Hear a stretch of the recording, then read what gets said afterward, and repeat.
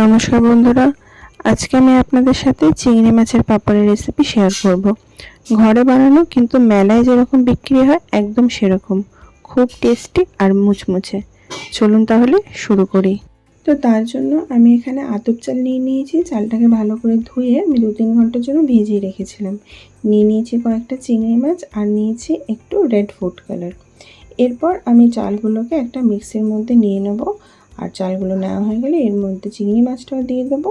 তারপর এটার একটা খুব স্মুথ পেস্ট বানিয়ে নিতে হবে। পেস্ট বানানোর সময় কিন্তু আমার একটু জল লেগেছিলো, তাই আপনার যদি জল লাগে জলটা দিয়ে একদম স্মুথ এরকম একখানা পেস্ট বানিয়ে নেবেন।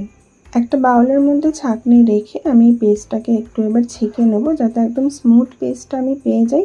আর পেস্ট করার সময় যদি কিছু দানা দানা থাকে তো সেটা বাদ হয়ে যাবে। তো এখানে আমার হয়ে গেছে। মিক্সিটা ধুয়েও একটু জল আমি এর মধ্যে দিয়ে দিচ্ছি, আর তারপর এটাকেও ভালো করে ছেঁকে নেব। ছাঁকা হয়ে গেলে জলের সাথে আমি এটাকে খুব ভালো করে মিশিয়ে নেব। এরপর এর মধ্যে দিয়ে দেবো ছোট এক বাটি ময়দা দিয়ে এটাকে ভালো করে মিশিয়ে দেবো। ময়দা দিলে কি হবে, আপনারা যখন পরে পাঁপড়টাকে তুলবেন তখন সেটা ক্র্যাক হবে না, খুব স্মুথলি উঠে আসবে। তো ময়দা দিয়েও আমি এটাকে খুব ভালো করে একদম মিশিয়ে নিচ্ছি। যখন পুরোপুরিভাবে এটা মিশে যাবে, ফ্লেভারিংয়ের জন্য এর মধ্যে দিয়ে দেবো গোলমরিচ। এটা পুরো অপশনাল, আপনারা নাও দিতে পারেন। আর দিচ্ছি আমি এখানে বিট নুন। আপনারা বিট নুনের জায়গায় সাধারণ যে নুন আমরা ঘরে ব্যবহার করি সেই নুনও দিতে পারেন। তো তারপর এটাকে আরও ভালো করে খুব মিশিয়ে নেবো। খুব ভালোভাবে মেশাবেন যেন কোনো লাম্পস না থাকে। আর দেখে নিন কীরকম কনসিস্টেন্সি থাকবে। খুব পাতলা না, আবার একদম গাঢ় না। চামচের পিছন দিকটা এরকমভাবে আপনারা দেখে নিতে পারেন। এরকম কনসিস্টেন্সি আসলে বুঝে যাবেন যে আপনাদের ব্যাটারটা খুব ভালোভাবে হয়ে গেছে। আর তারপর এটাকে 2-3 ঘন্টার জন্য ঢাকা দিয়ে রেখে দেবো। 2-3 ঘন্টার পর আমি ঢাকনাটা খুলে নিয়েছি। আর দেখুন এটা কিন্তু আগের থেকে অনেকটা থকথকে হয়ে গেছে। যেহেতু এটা চালের, তাই চালটা ফুলেছে আর এটা এরকম হয়ে গেছে। তো তখন এর মধ্যে আরও কিছুটা আমি জল দেবো, আর জল দিয়ে কনসিস্টেন্সিটা আবার আগের মতন করে নেব। তো আপনাদের যদি মনে হয় আপনাদের আরও জল লাগবে সেক্ষেত্রে দিয়ে নেবেন। আর আমার কাছে এরকম ছোট ছোট স্টিলের কিছু প্লেটস রয়েছে, আমি এর মধ্যে পাঁপড়গুলো বানাবো। আপনারা চাইলে বড় প্লেটও করে নিতে পারেন। তো প্লেটগুলোর মধ্যে আমি আগে একটু তেল মাখিয়ে নিচ্ছি। তেল মাখানো হয়ে গেলে যে ব্যাটারটা বানিয়েছি সেই ব্যাটারটা 1 চামচ আমি এর মধ্যে দিয়ে দিচ্ছি। বেশি দিতে লাগে না।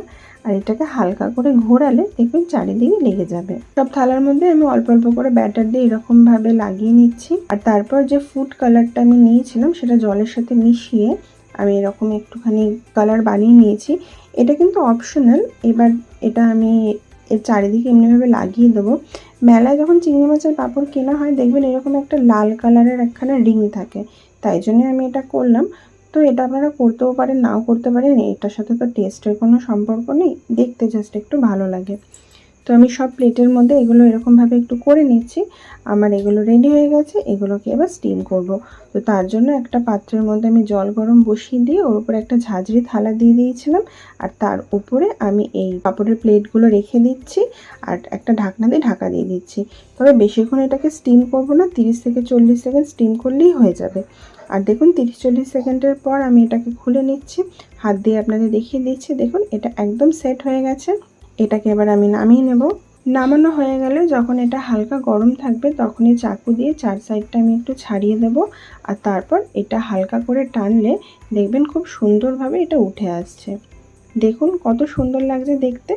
সব পাঁপড়গুলোকে আমি এরকমভাবে ছাড়িয়ে নেব। আমি ছোট প্লেটের মধ্যে করেছি, আপনারা চাইলে কিন্তু সেম প্রসেসটা বড় কোনো স্টিলের প্লেটের মধ্যে করে নিতে পারেন। পাঁপড়গুলো সব ছাড়ানো হয়ে গেলে পরে আমি একটা এরকম ঝুড়ি নিয়ে নিয়েছি। এইটার উপরে আমি পাঁপড়গুলোকে প্লেস করে দেবো। তারপর এগুলোকে রোদ্দুরে শুকিয়ে নিতে হবে। তো মোটামুটি এটাকে 4 থেকে 5 ঘন্টা কড়া রোদের মধ্যে শুকালে পরে আপনাদের পাঁপড় একদম তৈরি হয়ে যাবে। আর এই দেখুন এখানে আমার পাঁপড়গুলো তৈরি হয়ে গেছে। আমি 4-5 ঘন্টা একদম কড়া রোদে এটাকে শুকিয়ে নিয়েছি। দেখুন কত সুন্দরভাবে এটা শুকিয়ে গেছে, একটু আর নরম ভাব নেই। আমি 2-3টে পাঁপড় বড় স্টিলের থালার মধ্যে করেছিলাম, সেগুলো একটু বড় বড় হয়েছে। তো আমার পাঁপড়গুলো এখানে তো হয়ে গেছে। চলুন এবার এটাকে ভেজে দেখি। ভাজার জন্য তেল গরম বসিয়ে দিয়েছি। আর তেল যখন গরম হবে তখন এর মধ্যে আমি একটা করে পাঁপড় ছেড়ে দিচ্ছি। আর দেখুন কত সুন্দরভাবে এটা ফুলে গেল। যতটা ছিল তার থেকে কিন্তু সাইজে অনেকটা বড় হয়ে গেল। এরকমভাবে আমি সব পাঁপড়গুলোকে ভেজে নেব। তাহলে দেখলেন বাড়িতে কত সহজে আপনারা চিংড়ি মাছের পাঁপড় বানিয়ে নিতে পারবেন। মেলায় যেরকম বিক্রি হয় একদম কিন্তু সেরকম করারই চেষ্টা করেছি। খেতেও দারুণ হয়েছে আর দেখতেও খুব সুন্দর। আর আমি আপনাদের ভেঙে দেখিয়ে দিচ্ছি, দেখুন কতটা ক্রিস্পি হয়েছে। তো আজকের এই রেসিপিটা যদি ভালো লাগে আমাকে কমেন্টে অবশ্যই জানাবেন, চ্যানেলটাকে সাবস্ক্রাইব করে নেবেন। দেখা হবে তাহলে এবার পরের ভিডিওয়ে নতুন কোনো রান্নার সাথে।